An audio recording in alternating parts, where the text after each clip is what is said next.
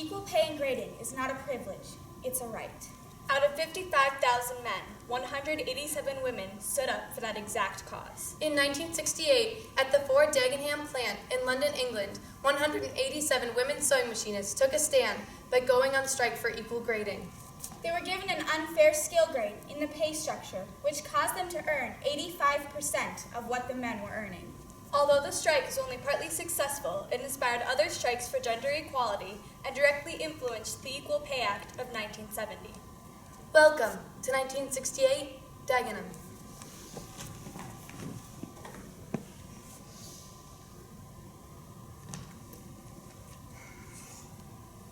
I was pretty young when I started working here as a janitor, and I'm the third generation of my family to work here. When it first opened in 1931, over 3 million were unemployed here in England, and people came from all over to work here because they needed jobs, especially during the Great Depression.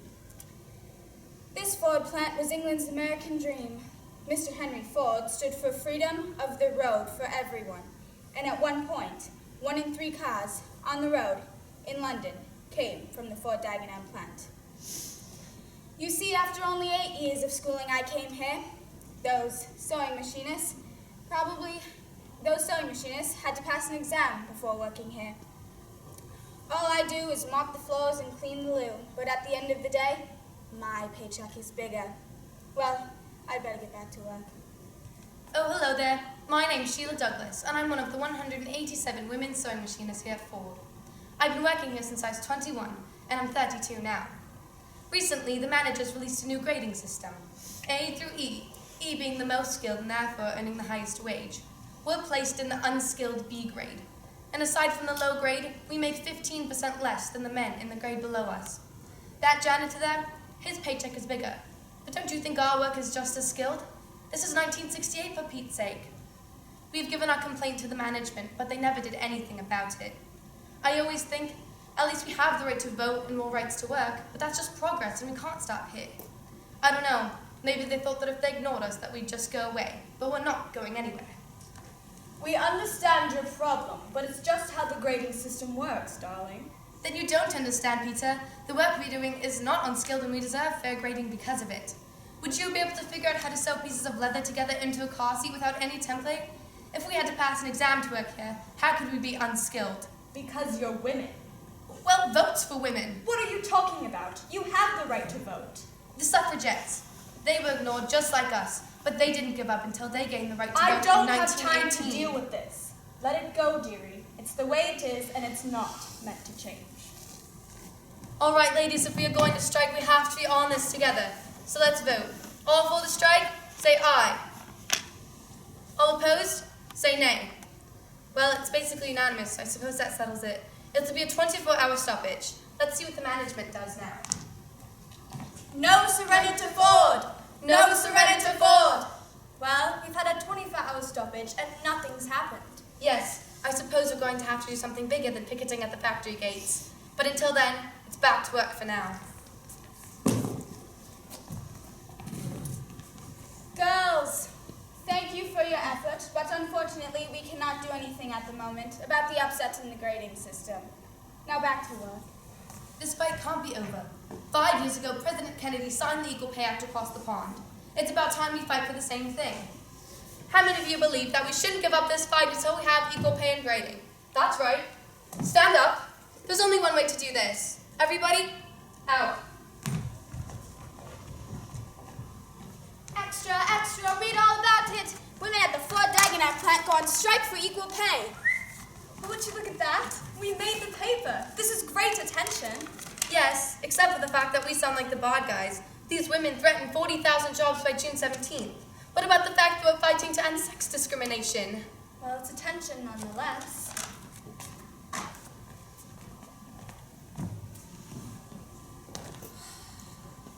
You would not believe what my husband said to me last night. Oh no, what did he say? He said that what we're doing is pointless. It's not worth it. He says that we don't need more money, and that the money we're making now is just pin money. He just doesn't understand what it's like to not be treated equally. Hello, Vera. I couldn't help it over here. That's punting all that came from. The post came today.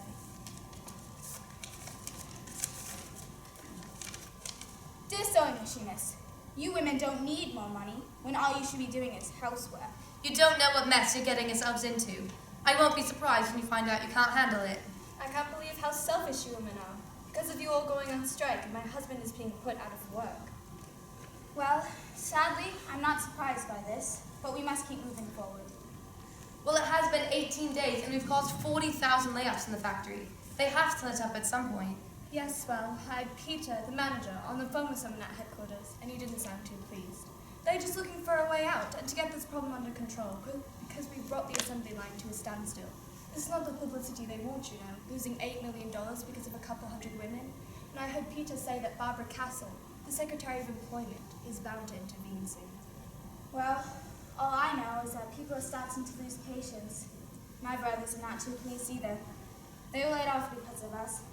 They said to me, hurry up and get back to work because we want our money. Well, even if the only reason people are watching is because of the layoffs, even if they are watching because of that, they're still watching us.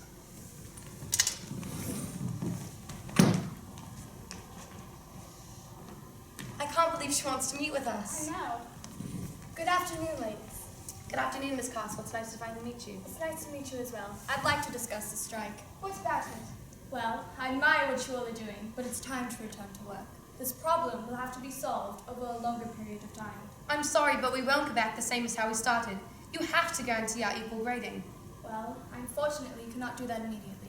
I can possibly negotiate a deal with the managers at Ford to raise your wage to 92%. That's not what it's about. It's about our pride and our decency and our equality. It's about the fact that we're being discriminated against for being women. I can only offer a raise in your wage. We have to accept it. What else can we do? Our strikers are starting to lose resources and can't last much longer. And besides, it's better than going back with nothing. I suppose you're right. But the best way to solve this is that equal pay becomes standard, not something we have to fight for.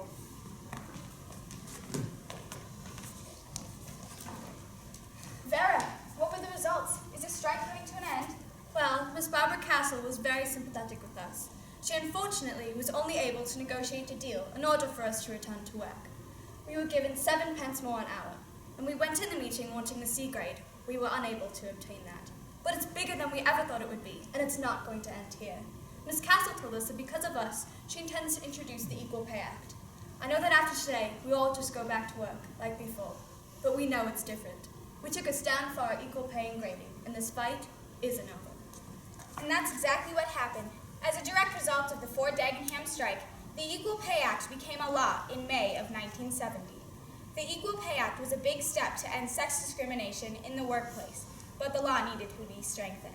In 1984, the Equal Value Amendment went into place. It was also that year that the Dagenham women went on strike again. It took them 16 years to fully earn equal pay and the skill grade they deserved. It's the Ford Dagenham strike that led to a rush of other cases for equal pay.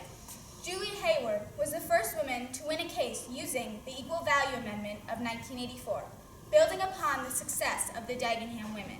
April 1985, 15 women fish packers also won a case based off of the Equal Value Amendment. 2007, a group of women won the GMB versus Allen case using the Equal Pay Act of 1970. October 25th, 2016, the fight is worldwide. Women in Iceland leave work 14% early due to getting paid 14% less than their male coworkers. November 8th, 2016, women in France protest work due to their wage gap. January 21st, 2017, women all over the world marched to protest the wage gap, among many other rights women still have yet to earn. Right now, the wage gap is about 90 cents to the dollar, similar to the U.S. Clearly, it's still not perfect, but the sewing machinists at the Ford plant created a lasting impact all the way up to the Equality Act of 2010, and their legacy will live on. These women taught us today to stand up for our rights.